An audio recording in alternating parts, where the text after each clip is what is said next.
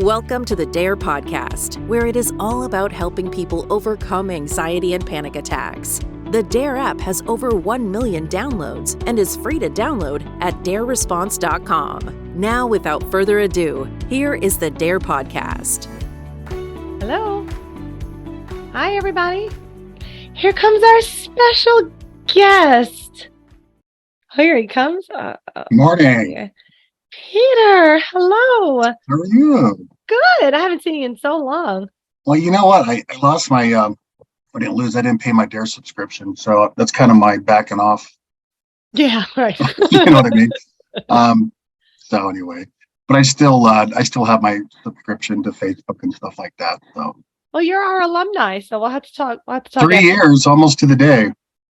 Wow. So I know people are still joining in and saying hi where they're calling from, but yeah, we thought Aida's also feeling under the weather, so she wanted to come on and talk to you also, but she's feeling ill, so we have Peter here, one of our alumni, to help us answer some questions.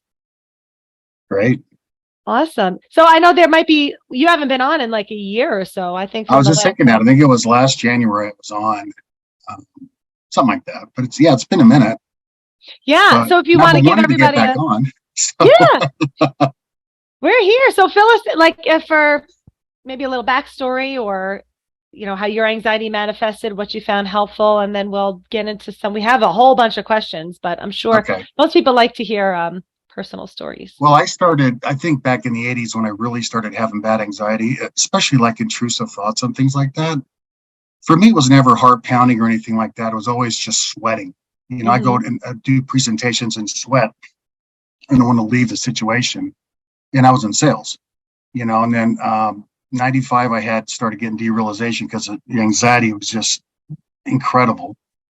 And so I'm like, okay, so what is this? So I went from doctor to doctor, of course, and what they do is, of course, they try to give me every med under the sun, which is fine. I'm not anti-med, but it just wasn't for me. So I got into meditation about 20 some years ago, just really trying to find out what is right. And, and through the 2000s, I was, just trying to maintain it and trying to push it down and not deal with it. And then, if you fast forward to about 3 years ago, I was sitting on my drum set and had a panic attack. And for me, it was just that feeling of derealization, which is super scary. And I ran outside and I'm like, what the hell? And I came back and then I kept getting these emails. And I think you've heard this story from DARE. I'm like, what is this DARE? What is this stuff? And so I finally opened it up, and that's when I got the DARE book, and that's when I started my journey. And it's been an incredible journey. You guys have been awesome.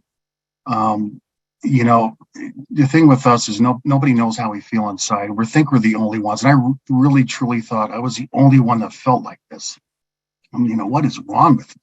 Yeah. Especially 20 years ago, 30 years ago, right? Like 1995, there's nothing. There's no. I think Lucinda Bassett came out with some at that time. And if you remember her, and she was fine, but that was all the cognitive and write down your story, and then let's try to replace your thought with another thought. And, I found DARE, and, and it's been a life changer, and it's really allowed me to, feel my feelings. And one thing I'll add is when I started DARE, I was really faking it to make it. When I really started to 100% allow everything I felt, it was a game changer. And it's taken me months just to really get where I am right now. I mean, it's fast forward. It helped immensely. And I still get anxious, sure. And I'm made for the rest of my life. I don't know, and I don't care.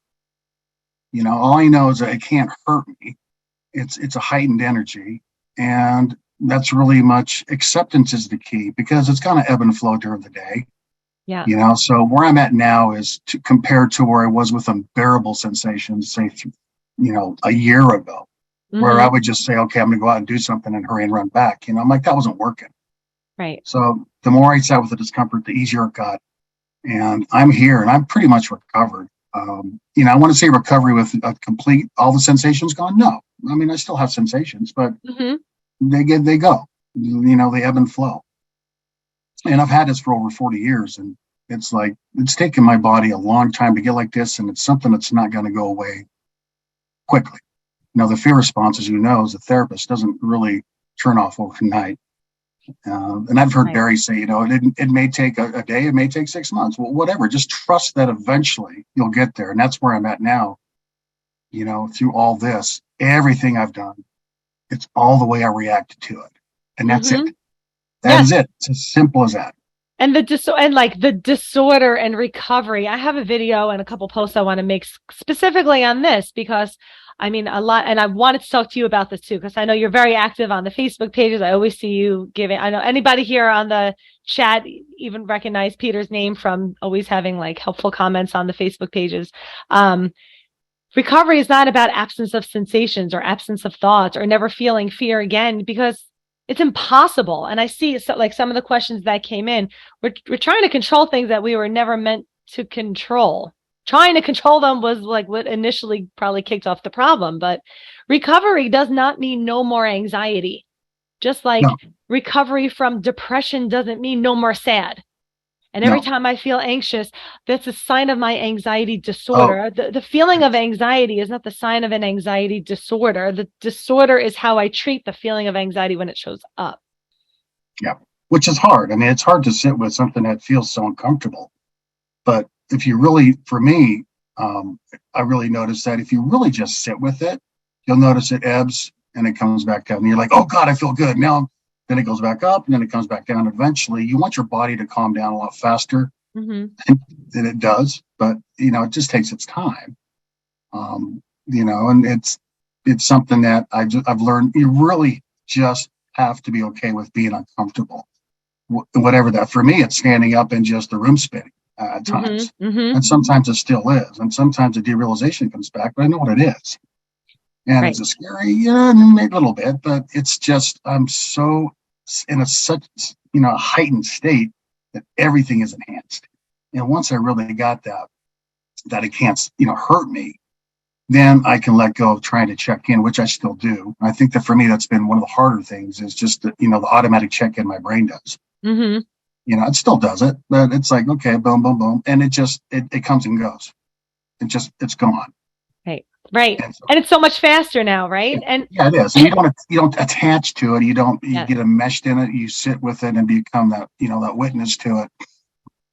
And some days and most days are really good, but it's definitely, I mean, if you're going to overcome anxiety, this is the way to do it. It's face it head on and let go of your resistance to it. And once you start to really just allow, like I said, you will completely recover.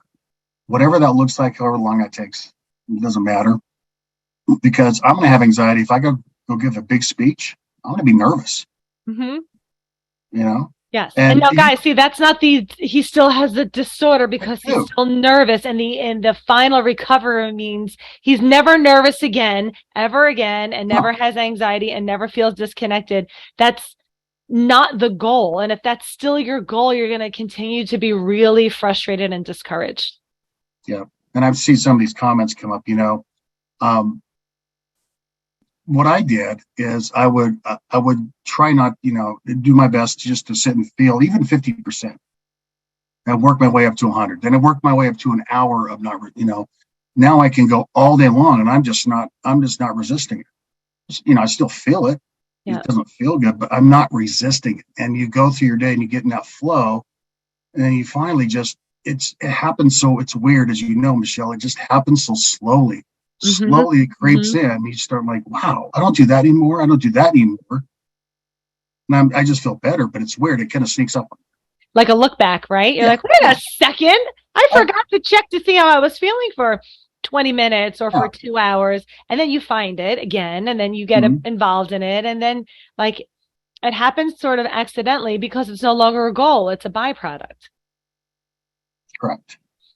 And, and I see, and I'm guessing I'm going to see some comments soon. You were saying, I'll feel it sometimes, but I just don't care anymore. And so normally I'll see a lot of comments saying, but how did you not care? I'm trying to not care, but not caring was never like, I've known you from the beginning, right? I love my job because I've seen everybody from the very first day.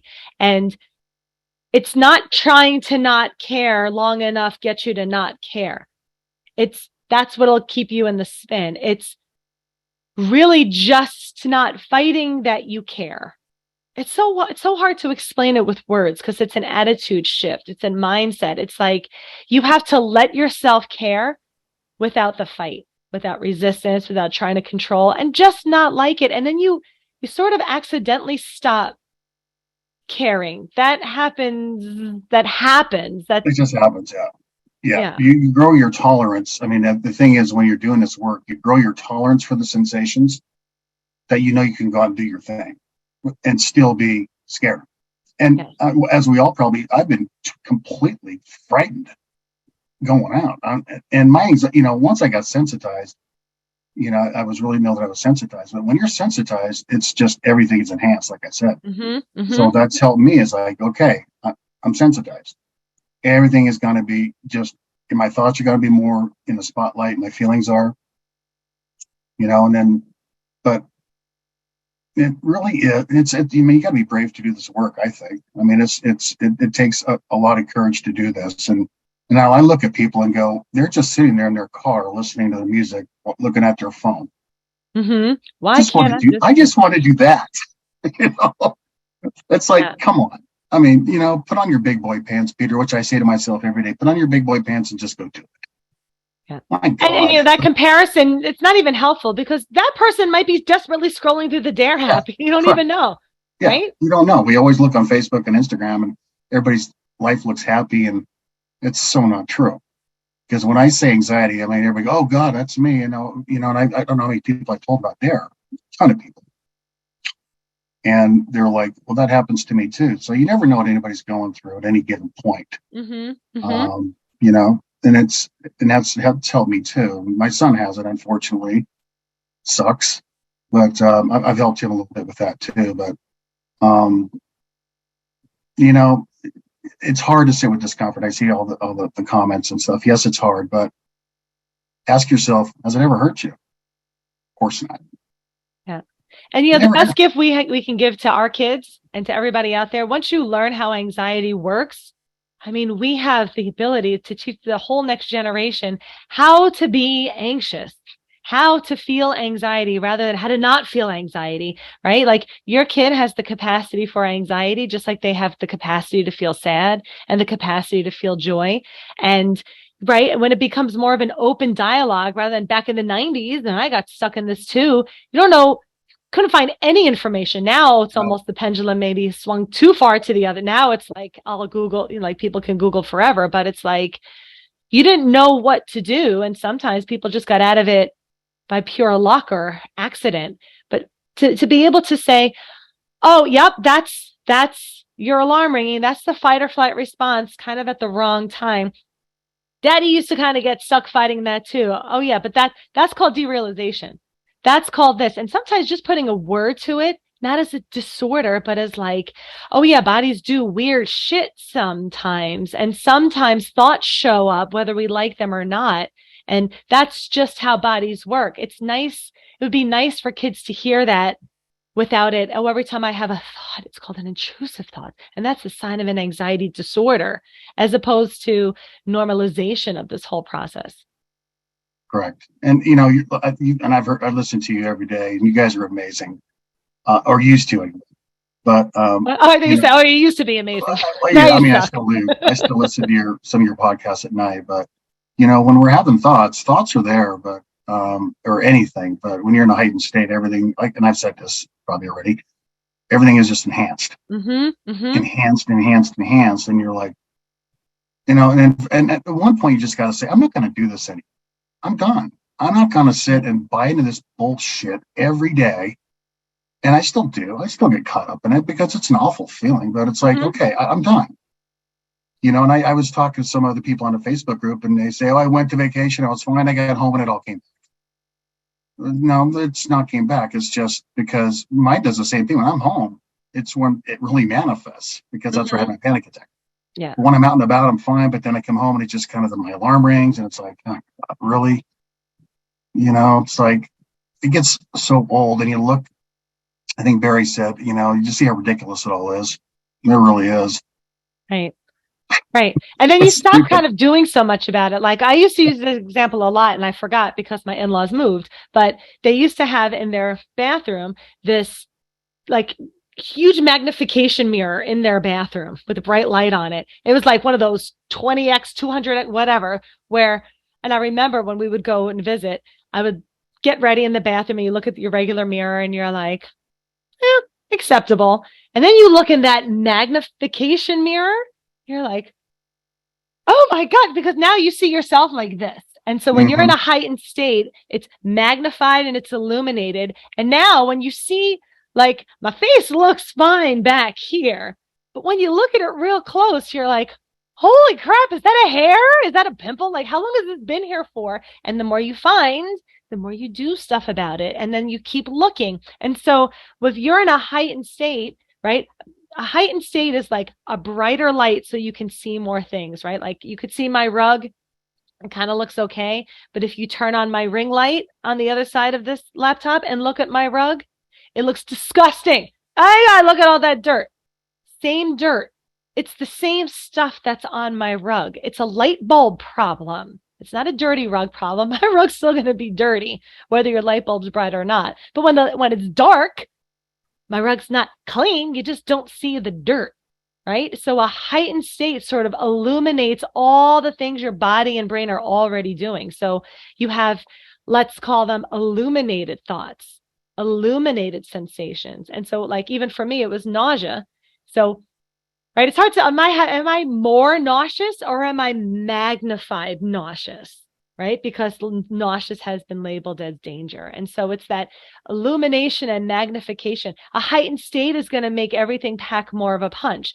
And when your heightened state comes down, you weirdly start to feel better. But it was never about feeling better as the goal. This happens when your body kind of floats back down to rest and digest mode. Correct. And once I started to really not try to feel better is when I started to feel better. So it's weird, right?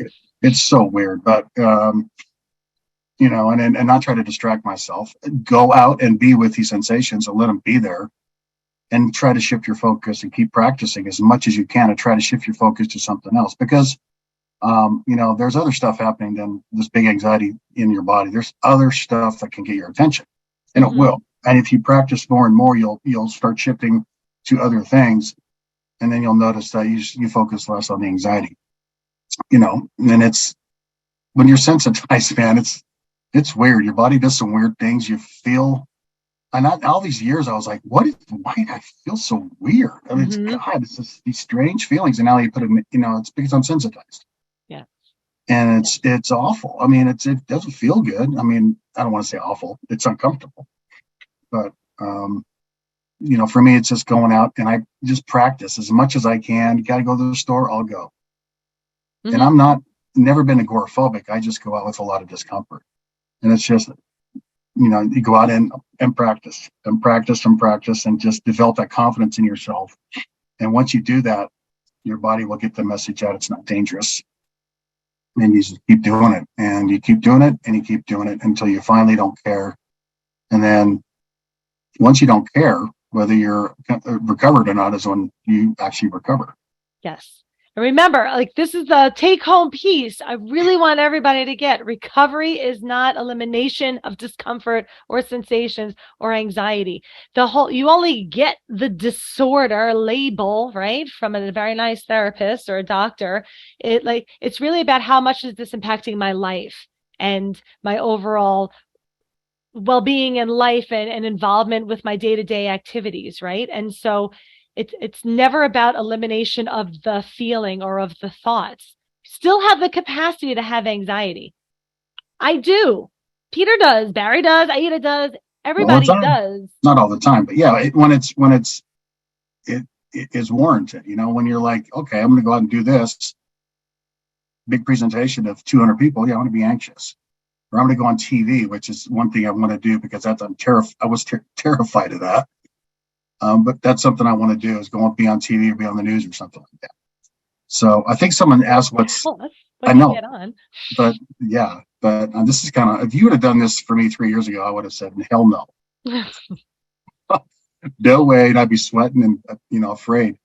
But now I'm not. I think someone asked what sensitized is. So sensitized is when your nervous system is just it's just bombarded with a cocktail of hormones that it just kind of checks out. And then that's when it gets, right, Michelle? Gets overly sensitized. Yeah. Try not anybody in the chat, try not to overthink the whole thing. Sensitized is like your everything's up, your antennas are up. And yeah. So if like you're sleeping at night and you hear something fall downstairs, what your body does right then, what's that? Everything's peaked, right? You're listening for the next sound, the next thing. You're waiting to hear what's happening next. Like after you watch a scary movie, right?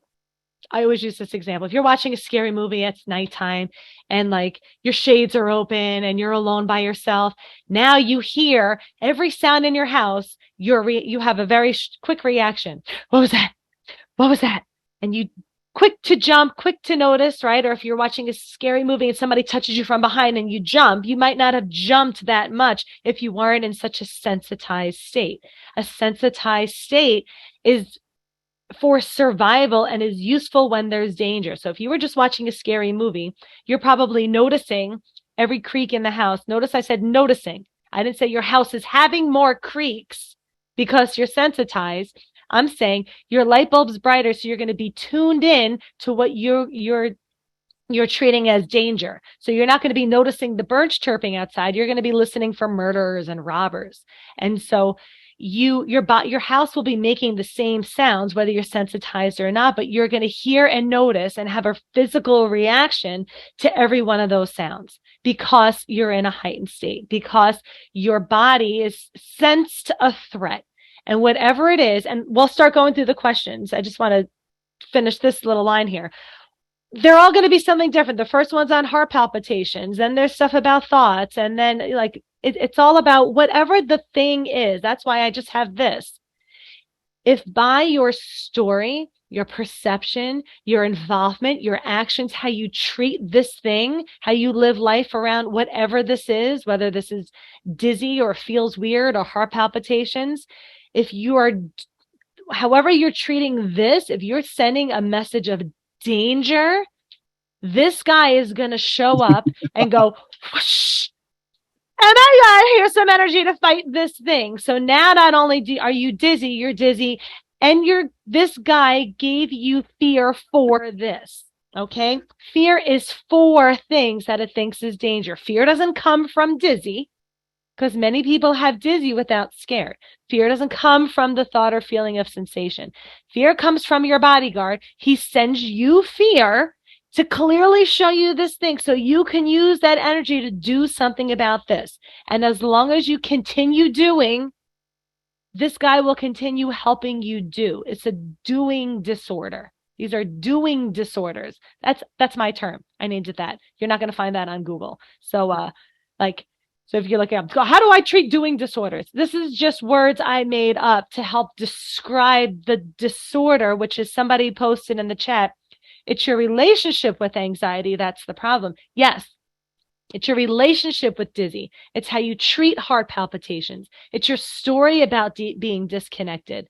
And we're all doing some version of this. This might change from person to person. This might change even within a person. It used to be thoughts and now it's disconnected. But this generally stays the same. And this is the disordered response to the thing we don't like. And the DARE response is how to change your response to the thing you don't like. Right. And you always said, Michelle, you said a lot, fear can never turn into danger. Regardless of how scared you are, you will never actually go crazy, lose control, have a heart attack. And everybody listening here, ask yourself through all you've been in every day, wake up, has it ever happened? Right. No. Will it happen today? No. No, it's not going to. And that's the thing. It's like, but it could. And then it could. That's fine. But no, and then you just get to the point where you say, I'm done. No more. That's it. Enough. I want to live my life. I want to go be free and go travel. And if I feel like this, that's fine. Mm-hmm. But, and you really got to make a commitment to yourself to go out and just do the work and be uncomfortable. And that is it. Nothing more. And, only you can help yourself. When they give you the tools, you are going to be the hero and go out and do it, because you're the one doing the work. You can listen to all the podcasts you want. That's not going to change anything. You got to go out and say, okay, now I got to implement this and be scared. Because I used to go wait until I felt good, then I go out and hurry and go out and do it. I got grapefruit for the grocery store, see, because I felt good. I got 10 minute window. I feel good. And then the way you feel is the way you feel. Okay. And that's it. We all want to feel good, but through this process, you will feel better by allowing how you feel from moment to moment. Right. Since I got on this podcast, I've been anxious and a little bit, and it goes up and it goes down. Now it's down. Okay. We'll go back up. Yeah. Do I care? No. And do I not want to have any sensations? Absolutely. It does. It sucks. Yeah. But okay, well, I'm still here. All right. So, now the choice is up to me to go out and, just be the superhero, be the courageous person, go out and do it. And just like I said, practice. Because eventually you won't give up. Be scared. I was been terrified. I'm like, why? And never heart palpitations or anything. It was just that heightened state. Mm-hmm. That's hard to go out and do stuff when you're afraid, but that is the work.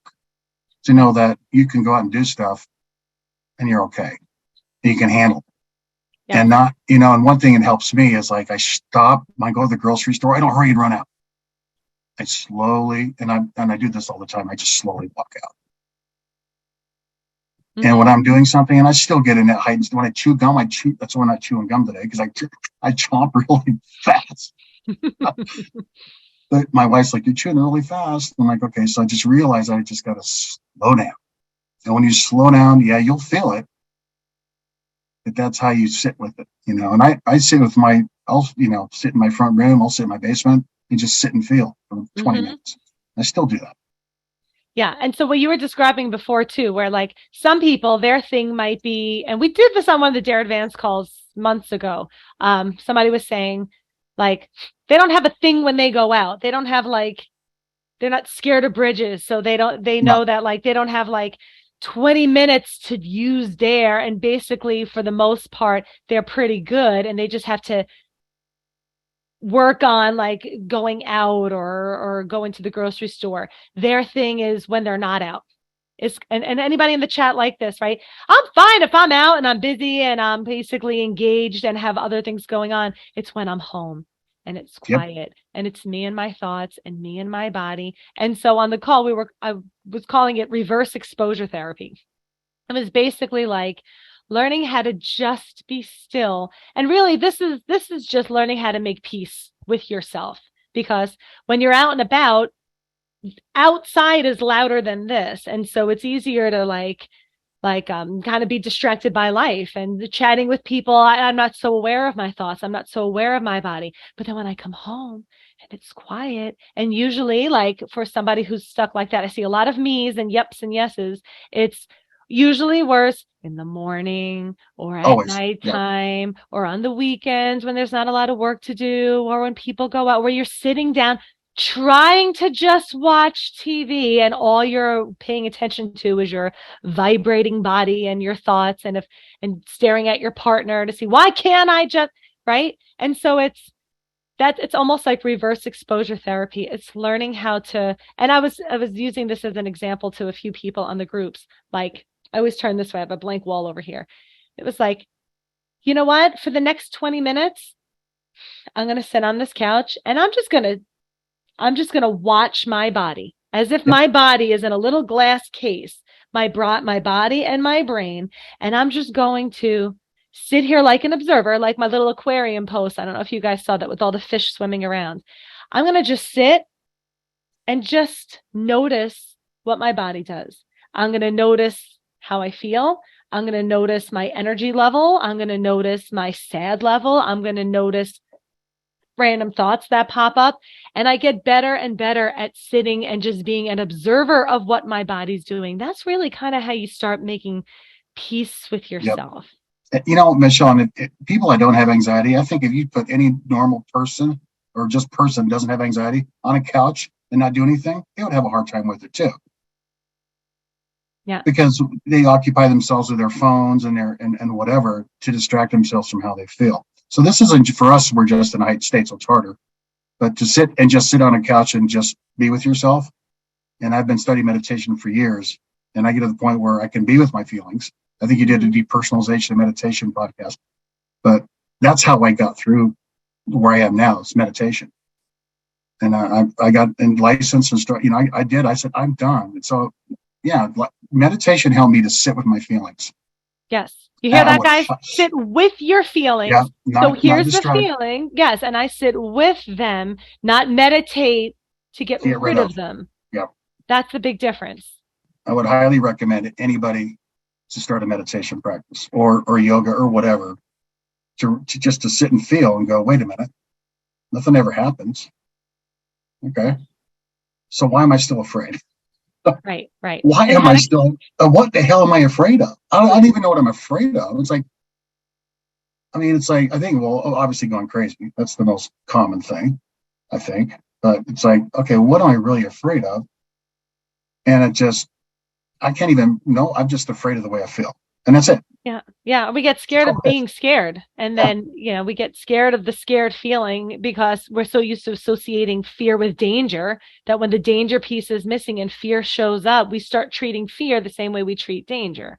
And it's learning how, how to feel, which means you are an observer and you just be with feelings. You don't do anything about feelings. And this is really, meditation is a good way, is a good tool for doers to learn how to become beers. Meditation is teaching you really, truly how to be still with whatever is happening right now. But what you get to do in meditation is you get to decide where you direct your focus and attention, not what's here, not which movie's playing in the giant movie theater, but I get to decide which movie I focus on, not which ones are playing.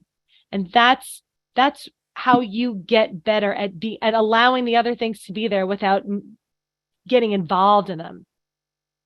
Yep. So should we move on and some questions that were submitted? We have a whole bunch. But if anybody's live on the in the chat, if this was your question, pop in on the chat so we can talk directly to you.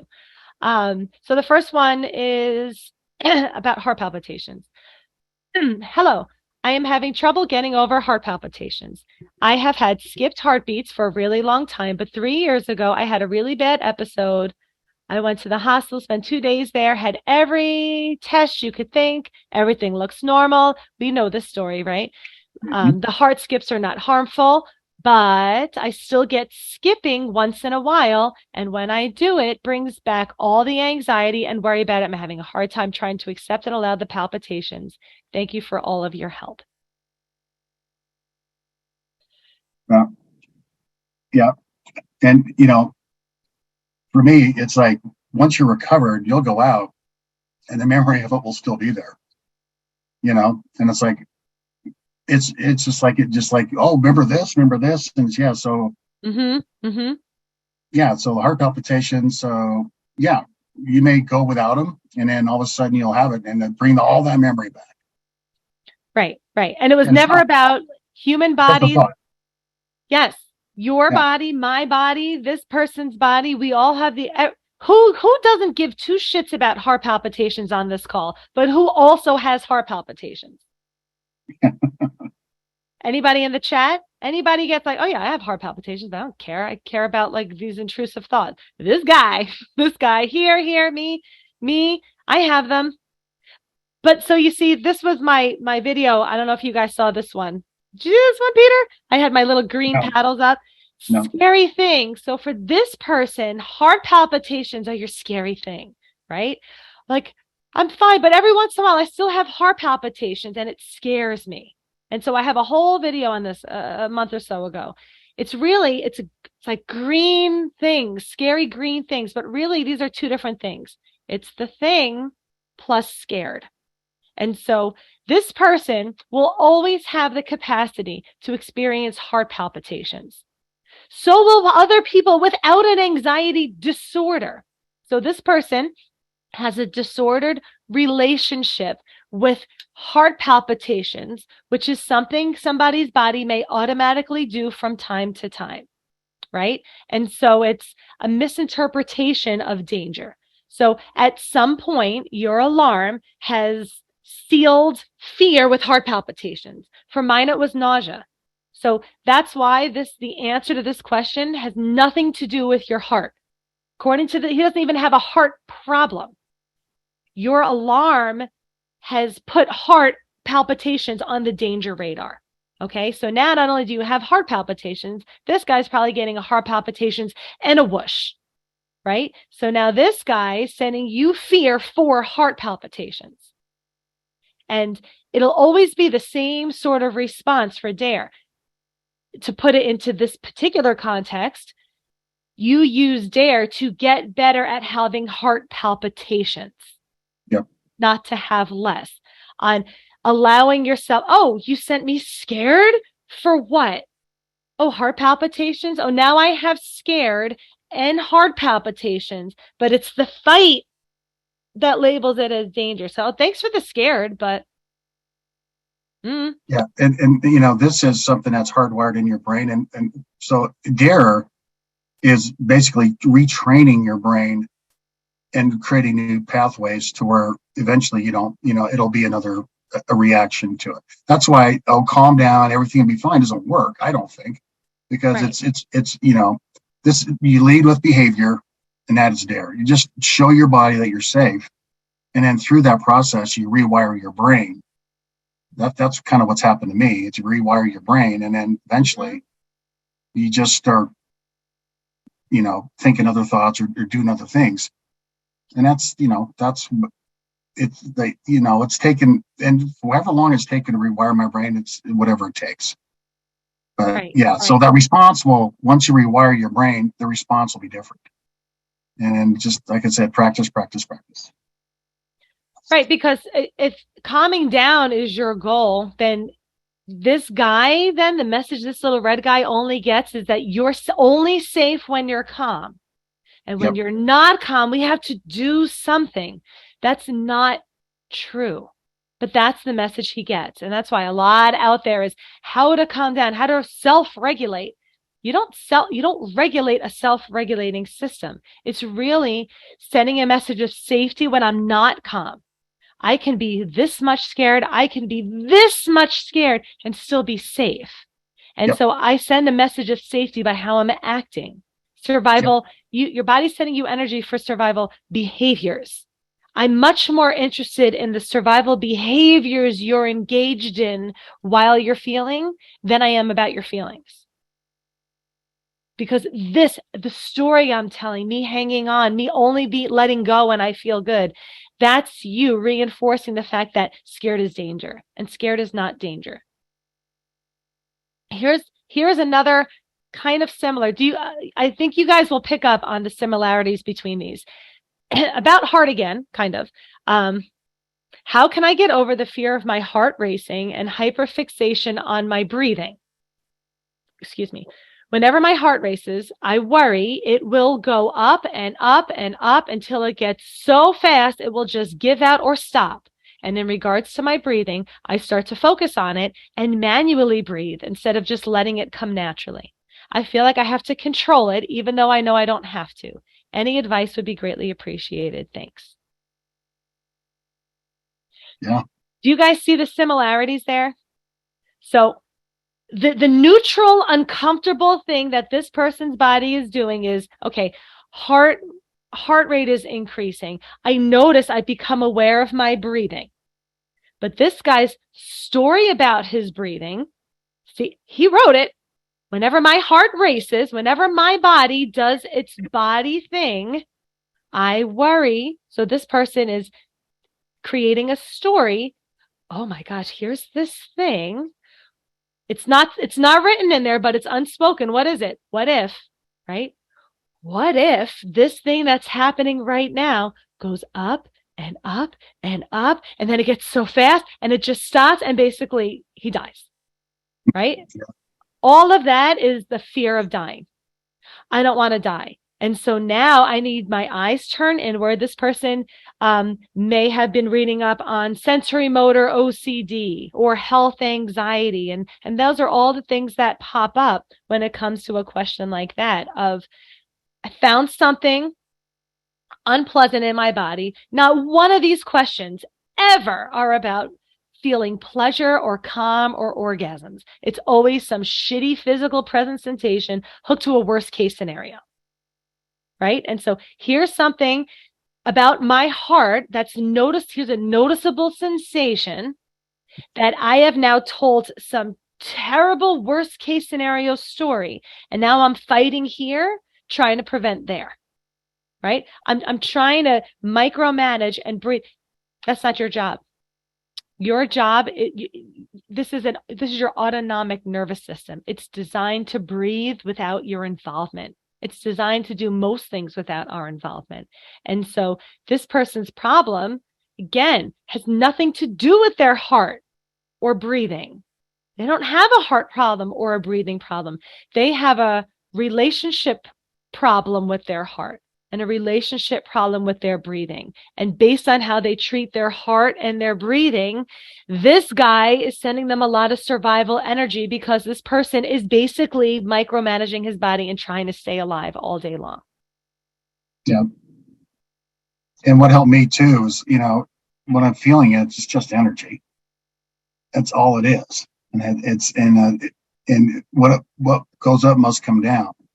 And yeah, for people that have the heart palpitations and they go up, and for me, it's just that I get that I stand, I'm like, oh my God, and it's like, yeah, and it comes back. And eventually you stop. You just kind of ride that roller coaster. That's why accepting is such an important part, because you float with it through everything, through all the crap. But that's how you heal yourself, is right. You just completely let go of all resistance and be with it. And like I said, work up to that point where you can do it at 10 minutes, then an hour, then 2 hours, and 3 hours. Like I said, I'm at the point now I can do it all day long. Still uncomfortable, but you know what? My anxiety is almost gone. I've almost made peace with it. So that's the thing. If there's anything I can teach you in DARE, is to accept, diffuse, and allow. That is it. And then you can run towards, I've never really run towards. I've just always been the accepting kind. And then engage, and then keep engaging, and get in the, your mind will want to reel you out and come back. If you do it 1,000 times a day, that's what I did. I don't know how many times I did it. I think Barry called it, you flick back and forth. Just boom, just keep bringing your attention back and back and back. And it loses interest. And then you're like, and that's how you gain confidence. Right. And don't get stuck in the steps, right? Somebody sends in a question about the steps. It's an attitude. It's an attitude. It's like, you know what? Screw you. You're not going to ruin my day. I don't care. Right. And and as to the actual answer to that would be to really, it has nothing, your heart, it's your story about your heart and breathing. As if I take my eye off my breathing, I might die. Right. That's the story, the message you're sending yourself. And really, that's where, sorry, again, earmuffs for anybody who needs the earmuffs. This is where you find your fuck it. You're like, really? It's truly just then you know what? I might die. Yep. Okay. Well, I might die. All the time. I said, fuck it. Oh, okay. Here we go. And that's where you become vulnerable. That's the thing, is okay, right now I feel really, really vulnerable, but I'm gonna let myself feel vulnerable. And it's like, I feel really like, and then I had to work up to that. So we're accepting that. Hey, and of course it never happens. Right. I may drive down the block and go crazy, as stupid as that sounds, and it's like, God, it's just, for me now looking back, it's the stuff I tell myself. I just laugh. I'm like, God, okay, if I go make a sandwich upstairs, I'll go crazy. Okay. Right. If I sit in this seat and not this seat, like that was my thing. Like the middle seat? What? Oh, I can't sit in the middle seat. I'm going to have a panic attack. It's going to the aisle seat? Oh, you'll switch seats with me? Okay, good, I'm safe. Bullshit. bullshit. And that's what it's like. We have to practice calling bullshit on all this. Like, All the you know what? If I'm going to die, I'm going to die whether I'm thinking about a thought or not. I'm going to die whether I'm staring at my own breathing. Me trying to not die when I'm not actively dying just keeps survival energy pumping out. This guy is going to keep sending you energy because you are still engaging in survival behaviors. And so it's really just practice letting go and leaving yourself alone, and truly just to say, you know what? I might die. I might. Yep. But right now I'm not. And that's how you grow trust back in your body. Somebody who's constantly micromanaging every aspect of these automatic functions of their body has lost complete trust in their body's ability to be a body. And in order to grow trust back in it, you don't stare at it more. You leave it be. You say, you know what? My heart, my lungs might stop breathing. But I'm not actually keeping myself alive. I'm keeping myself in a heightened state. But your body was going to do, because you fall asleep. Your body, funny enough, seems to take care of itself when you finally crash from sheer exhaustion every night and sleep, when truly you have just gotten out of your own way. It's amazing how your body does keep itself alive. And it's really just learning how to leave your body alone a little bit more often. We're only doing things because we're fueled by fear. And just to respond, the chat's going a little fast, but I think Nancy wrote something about, I wish this could be addressed on one of the webinars. And I scrolled back. I think it was about to not be scared of having a panic attack. I'm more afraid of having a panic attack than death. Yeah. We talk about that on everything. It's the fear of fear, which is really the essence of this program. Scared shows up, and now we need to do something about scared. So you might not be, so I was not necessarily scared of dying or scared of going crazy. I was just scared of having another panic attack. And it did have a thing with my stomach and what if I get sick and what if I throw up, but it was really me. I had a panic attack. And then from that point on, it was just me spending a lot of effort and energy desperately trying to not have another one.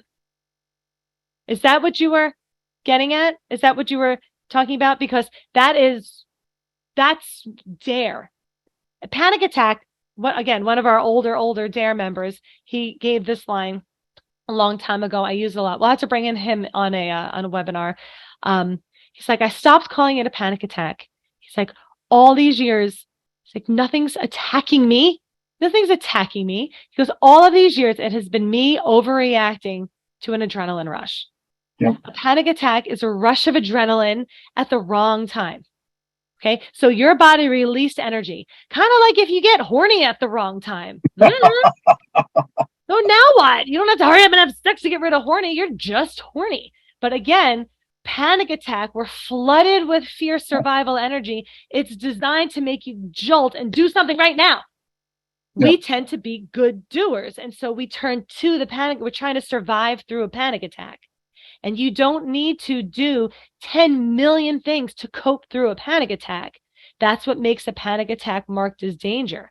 And so it's really, this is how you have a panic attack. Yep. Like this. Open. Go on. Send me more adrenaline. Run. The idea of run towards is that whatever happening right now is extreme discomfort, but not extreme danger. And so I can be scared. I can be even more scared while I stay in the grocery store. I can stay online for 10 minutes. I can stay online for 10 hours and have pizza delivered here. Not danger. And all of these are not to check the marks of the DARE to have a final answer, but it's to send this attitude of like, here comes survival energy. And if I use it to go into fight, flight, freeze, or protect behaviors, that's the problem. The panic attack was never the problem. It's me staying braced for a panic attack that labels a panic attack as problem. Does that make sense, guys? Yeah, and I stopped calling it fear. I just call it nervous energy, because that's really all it is. I'm not afraid, I'm nervous. And when I switch it to that, it's like, and every time I got scared, I'm like, okay, just pretend you're going to go give a presentation to 1,000 people. That's how you would feel. That's how you feel right now. Right. It's no different. Right.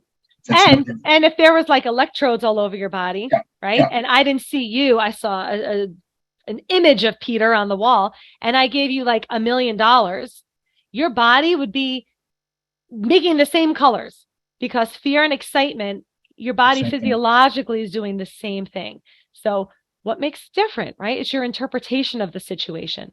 Your heart rate still goes up, your lungs still pumping fast. And so, right, if you're, I'm so scared versus I'm so excited, your body is still up in an excited state. But if your perception of it is, oh my God, what if I have a panic attack? As opposed to the story is, it's just a panic attack. Whatever. I'm just having a panic attack. That word just, it's a good diffusing word.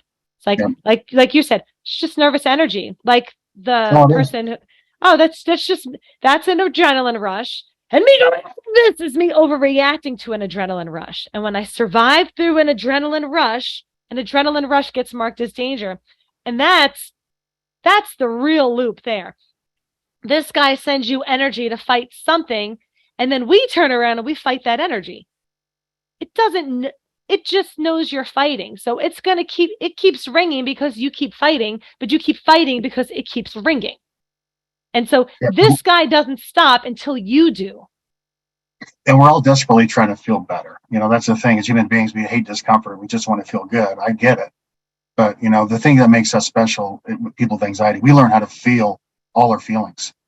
Once you get over this, you'll have an incredible amount of strength and courage and confidence. Mm-hmm. So, where now this new generation of people coming up with, there's a ton of them that are anxious. We can now go help them, and that's how you can give back. But, it's when you really get it and when you really see that it's just bullshit is when you just, just really go live your life.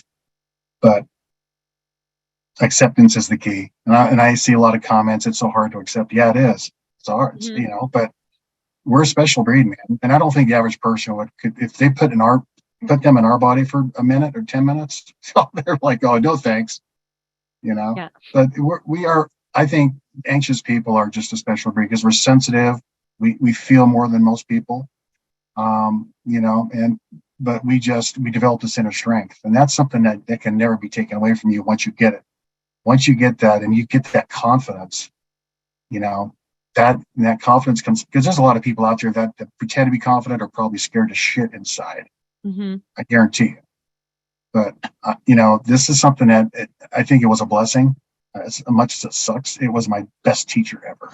You didn't say that in the beginning. No, not at all. No, it's been, and it's still my teacher, Listen, we were designed to be survivors. So we just happen to be in a society right now that doesn't need much surviving, really. I mean, look, we're all talking from all around the world in our probably like climate controlled homes with electricity and running water and no creatures coming to eat us because we're in some sort of shelter, right? And so if this was back in the day, we are the ones who keep all the beers alive. Right? I say this all the time. My husband is an absolute beer. He would have died every single day if this was thousands of years ago. It's like, oh yeah, all those trees rustling? Probably it's not that big of a deal. Like there are some people out there that I think they just have this innate assumption of safety. Like, yeah, everything's probably fine until it's not. And then when it's not, then we do something about it. Certainly not us. Somehow we're paired up with them, I think, so that we can keep them alive, right? But we have an assumption of better be safe than sorry. Like, better be prudent, doesn't hurt, like, better be prepared because anything could happen. And so keep a careful eye on things, learn from the past so you can be better prepared for things in the future. And so that's just, I think that's just us. We are just born doers. And anybody on this call, I generally get, even like my one-to-one calls, super successful people who have overcome a whole lot of bad shit from their past. Survivors, doers, figure it outers, troubleshooting into the futurers, right? We are good at getting shit done. We are good at solving problems, figuring things out. We're just good at that. Nobody has to teach us how to do it. We are not good at being still with discomfort. And discomfort is not a problem to solve, right? No. And so I might have anxiety more than my husband. So what? Just like some people might get headaches more than others. Some people might throw up more often than others. Take anxiety out of the equation. Some people get leg cramps and some people never get leg cramps. We just have this particular system in our body rings a little bit more when it's not always paired up with danger. An event that your response, what you're going to practice implementing is, that's okay. It's safe to be scared. I'm just scared right now. Here, now, notice the feeling. Notice what's happening, and then it happens in the present moment. Yeah, and get better at being scared. Yes. Get better at being scared, get better at being uncomfortable. And that's a hard ask. But, just to get, okay, I'm scared. I don't want to be scared, but I don't have a choice. I'm scared. I'm going to go out and do this. Right. And that's it. And then here's another thing that helped me is like, I look at my anxiety and then I look at people around the world and what they go through. Say those people in the earthquakes in Syria and Turkey, what they must be experiencing, and what really helped me is I stopped feeling sorry for myself. It's honestly, it's like, hey, there's a lot of people have it worse than me, whether they have anxiety or not, whether it be their life situation or whatever. I got to stop feeling sorry for myself. And I really did. And I still do. I still cry at times. And I'm just like, I'm so done with this, but it doesn't help. And for me too, sometimes I'll have, like, if I notice, and I use this example sometimes, haven't told the story in a while, but like when my kids were really little, I would drop my littlest off at my parents and my mom would watch her while I did work. And every time I would come pick her up, it was like that part of the day that was like 4:00, when everybody hits their slump. And I would sit down at the kitchen table and I would go, I'm so tired, just so tired. And there's my mom. You want a cup of coffee? Oh, you want to go lay down? You want to close your eyes? Like go get rid of tired. I'm like, no, I can't. I got to get home. Until eventually one day I sat down at the table. I'm so tired. And my mom's like, oh my God, you and the tired, enough, huh? Every time you come here, you're tired. Either have a coffee, lay down, or just enough. So just be tired. And for my initial reaction was like, dare you? Like, I am tired. And meanwhile, my mother complains about everything, right? She's always like, oh, can you believe this weather? Oh my God, can you believe this? But I had to kind of check myself. I'm like, you know what, Michelle? Shut up. Just shut up. Stop talking about tired. I'm tired. Just be tired. And the next day when I went to pick Caitlin up from my parents' house, it was like almost you become conditioned to find that feeling. As soon as I got to that door, it was like I had to check in and remember to be tired. And then I get to the door and I'm like, I am tired, but I don't need to talk about tired. I don't need to have that be the topic of my conversation. I'm just going to be tired, but my mother doesn't want to hear me talking about tired, obviously. So I'm going to talk about something else. And when I made a decision to stop spending every conversation about, now I'm overdoing this story, but for anybody in the chat, how much of your conversations are about anxiety or with your partner talking about how you feel or how do you feel today or searching online? And that's always the subject of your involvement and your story. It becomes really habitual to just talk about it all as opposed to, I'm anxious. So fucking what? Why do I have to talk about not feeling anxious? I have an ingrown toenail. I don't. My toes are fine. But like if you have an ingrown toenail, you can spend your day talking about the ingrown toenail or just have an ingrown toenail while you talk about something you actually want to talk more about, not continuing to loop around the stuff you don't like. Yeah. Just throwing that out there. Yeah, then I always just say to myself, God, it's so awful, and I'm like, every time I say awful, I'm sending a message out, it's awful. Yeah. And I still do it. I'm like, God, I'm just freaking sick of this. And what helped me is I got mad at the anxiety, not mad at myself. Just said, you mother effer. I'm just so, and I just yell at it, Mm-hmm. And the complaining doesn't help for sure. Yeah. Because But it just keeps it keeps focused you on in, this it thing I keeps don't you like. in. Yeah. You know, but I think all of us, we're just so sick of feeling like this. Mm-hmm. And we just want to just be done with it. I get it. I'm there. But that only keeps you stuck in, this is an issue. And when you go tell people that, about your anxiety, what I found is most people, they have their own shit going on. They don't really care because they're so wrapped up in their stuff. Yeah. And that's not being mean. And that's just how people are, because you can never tell people what you're going through who don't have anxiety because they will never understand. Right. Right. Ever. You said something that reminded me of something else somebody had told me a while ago. They used to say, and this person said, I used to say, I'm so tired of feeling this way. Like, so tired of feeling this way. Because again, here's the feeling. Oh my gosh, it's still here. Let's talk about it. Let's process it. Let's journal about it. Let's do a million things about this thing that's still here, as opposed to like notice it and then like get involved somewhere else. So this person said, instead of like, I'm tired of feeling this way, they said, I'm tired of living this way. Correct. Like instead of, I don't want to feel like this anymore, they switched their words of, I'm not living like this anymore, which means here's this thing, but I'm not living like this anymore. Oh my God, there's this thing. Why is this thing still here? Why isn't it gone? Let's put it on the Facebook page. Let's talk about it. Let's listen about it. That's the feeling's still here. But if I'm still living this way, as opposed to, again, when you find your fuck it and you're like, oh, here's that thing. Fuck it. I can sit now and complain about it or perseverate on it or ruminate on it or do a million things about it. Or, right, my post the other week, find your oars. Or I can just let it be. Oh, it's raining out. Oh, I don't like the rain. How much time of your precious energy that you spend after you've noticed the rain and you've noticed you don't like it, but you've also noticed that whatever you've noticed that you don't like, you don't get to do anything about it. Any involvement after that is you wasting your precious energy and time. The quicker you can say, fuck it, which again, we must have to get my husband on some of these. I'll have to make some videos with him because he is a straight up beer. No, but he's just he's like, oh, what are you going to do? His automatic go-to is like, there's nothing to do until it's time to do something. Yeah. It's like a whole nother species. A lot of us have spouses that are like that, my wife's like that. Like, then you're like, well, why can't I just be like that? Because I'm not.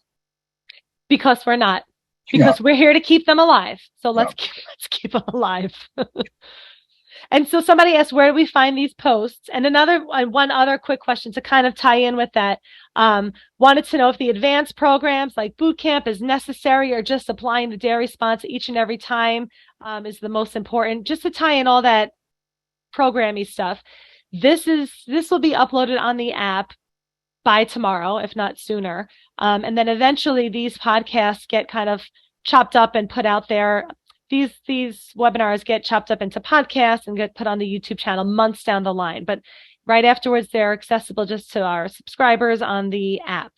As opposed to all the other programs we have, nobody needs to do anything. Nothing. The whole point of DARE is teaching people how to do nothing, like how to leave things alone.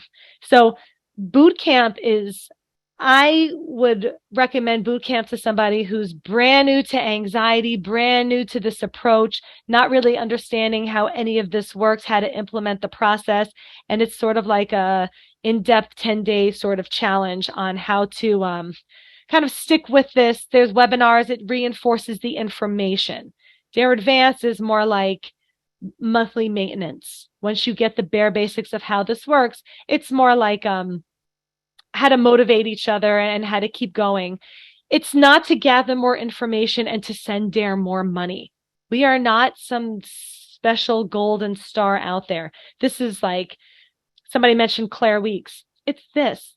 Any approach that is basically teaching you how to get better at feeling shitty, how to get better at feeling bad, how to get better at having thoughts you don't like. that's the overall attitude and mindset we have. We just offer programs like that because some people just need a little bit more, I don't know, encouragement, have more questions, maybe don't have a lot of support. Derek had Michelle on Instagram. Yes, I am also on Instagram. You can follow my page on Instagram is called The Anxiety Paradox. All these things, they're just the toolkit. I know we're trying to condense everything to just keep it simple. It's really just how to take on this attitude on how to change my relationship with my thoughts, how to have a new relationship with different feelings, anxiety being a feeling or a present heightened state. How do I adjust? How do I work on my relationship with physical sensations? And all of that, we have audios because people ask for audios and people are like, well, we like to see you. So now we make videos. We have one-to-one calls. I'm not keeping anything secret behind the pay grade of the one-to-one call.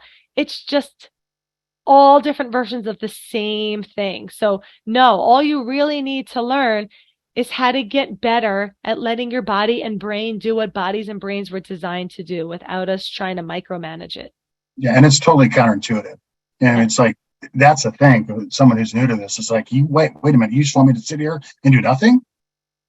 Mm-hmm. You know, not snap a rubber band, not take a mint, I chew Nicorette gum because I smoked. Mm-hmm. That's still one of my things, but to learn not to do absolutely nothing. It is, I mean, that's a thing. It's such a different mindset, a different philosophy from, we'll just medicate you and then you'll be fine, which, like I said, that's fine. Medication, nothing against it. I did it, just wasn't for me. Mm-hmm. But it is a mindset and it's a shift in attitude. And it completely goes against everything we've ever been taught about anxiety. Yeah. And everything that's sold hard out there, right? Like how to do this to get rid of anxiety, how to calm down. And I was like taking some notes for myself to come up with some posts. So like this approach is similar to ERP, if anybody's similar with that term, ERP, ACT therapy, it's very similar to that approach. And it's the difference between, it's almost like coping skills and this approach is almost similar to like going to the spa versus going to the gym. Like going to the spa feels good, right? Mm-hmm. It feels nice to get a facial and it feels good to get a massage. Going to the gym does not feel good, but it has a better payoff because I don't always have to, every time I feel bad, I have to get a massage. Every time I don't like how I feel, I have to do something to cope through feeling discomfort. DARE is not that. DARE is how to grow my capacity to feel discomfort, how to get better at being scared, how to get better at feeling sad. And when you get better at feeling discomfort without this is what marks the discomfort as danger. And when I drop this, I get to get better at just being scared. I'm just scared right now. Yeah. I'm just agitated right now. I'm just having a thought I don't like right now. And it becomes less important. Danger is important. Yeah. And it fades once once you label that as unimportant or relevant, which is, that's something you had to work at. I still work at it every day. No, it's, yeah. And then it kind of fades away and that's eventually they just stop coming. Right. Because again, quick to turn on, but slow to turn off. So it doesn't go off on an off button. This goes off on a fade. Like how, and it's slow. I want it to do now. I want to be gone now. Yeah. It's like, no, it takes, and sometimes my body vibrates. Yeah.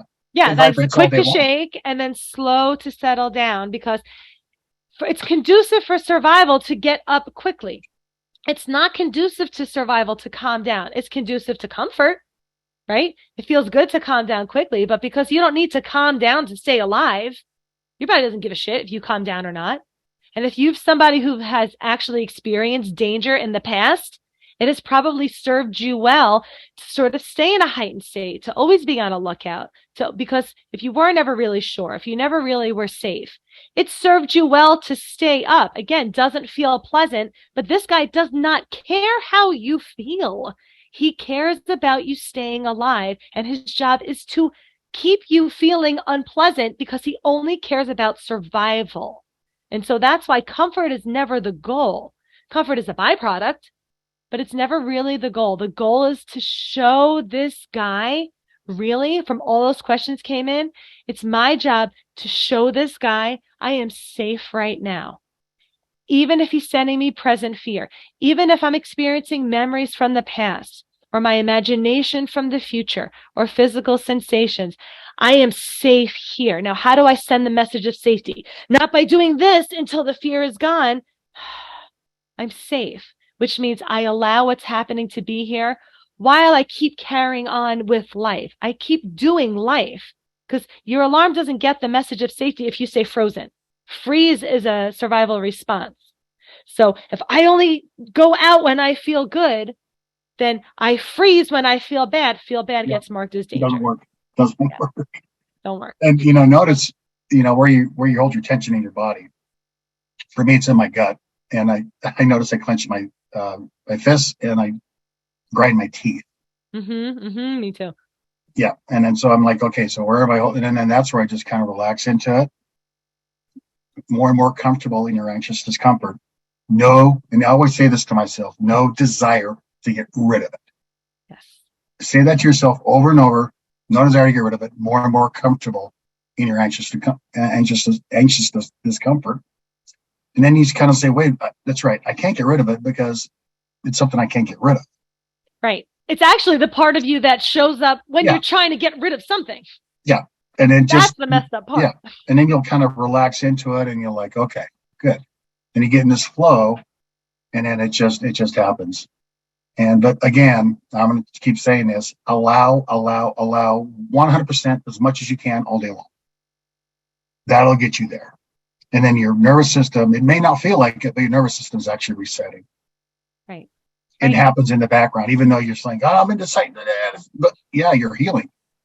That's how it works. Your body won't calm down until it gets the message that it's safe to do so. And even when you're in a heightened state, you're still healing. Yes. Right, Michelle?